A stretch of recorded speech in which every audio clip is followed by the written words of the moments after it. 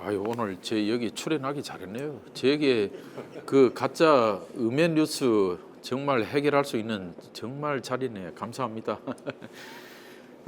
저는 문재인 대통령 때 총장도 임명받았고 공사 사장도 임명받았습니다.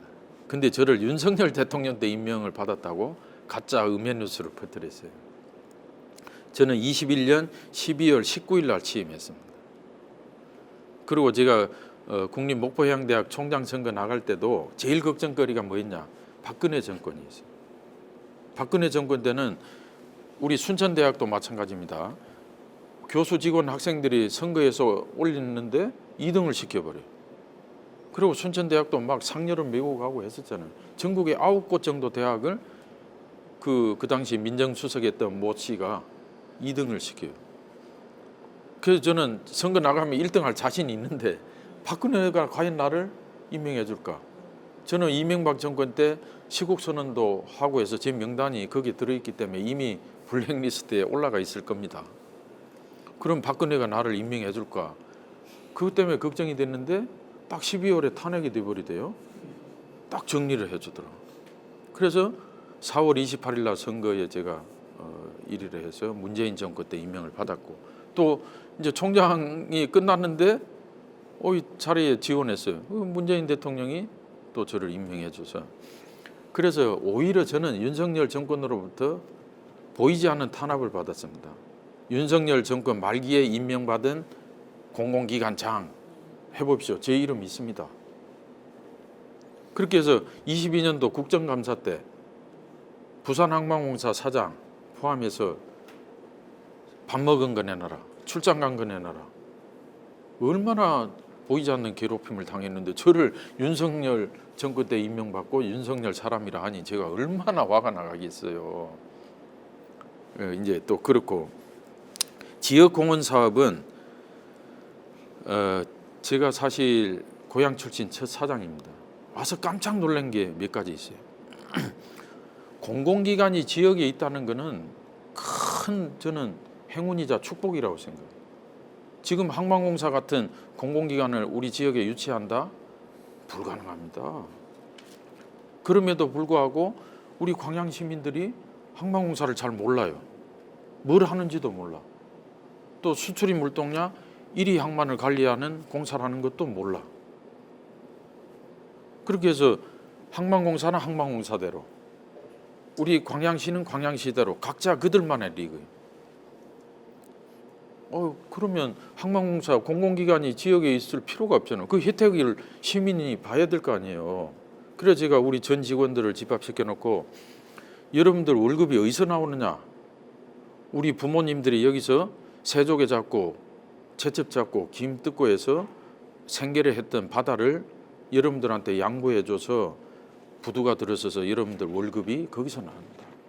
그러니 여러분들 매출이 일어나면 당연히 지역에 환원해야 된다. 그래서 사당 직속에 상생소통실을 만들었습니다. 그리고 우리 여수광양 항만공사를 만든 목적, 국가로부터 부여받은 미션이 뭐냐면 여수광양항을 해양물류 중심 기지로 육성하여 국민 경제와 지역사회 발전에 공헌하라. 이게 항만공사를 만든 목적입니다. 지역사회에 공헌하라고 되어 있어요. 이제 그래서 다문화가정, 뭐 이런 지역의 소외계층 돕기, 두 번째는 행복장학금 주기. 저는 어려운 가정에 아까 말씀하신 대로 저는 엄마가 저를 놓고 돌아가셔 버렸어요. 엄마 얼굴도 모르고 자랐습니다. 옆집 친구 엄마 젖을 먹고 자랐고, 지금도 그 친구가 부산에 사는데 저를 만나면 야 성인아, 내가 네 때문에 키가 이리 적다. 지네 엄마 젖을 뺏어 먹었다. 그래서 행복장학금 주기 운동을 그전부터 해왔습니다만 제가 확대했죠.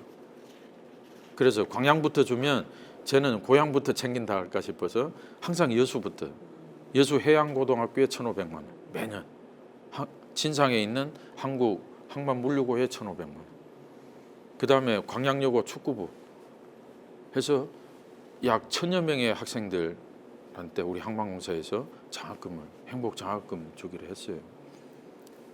이제 그 다음에 지역 인재 채용.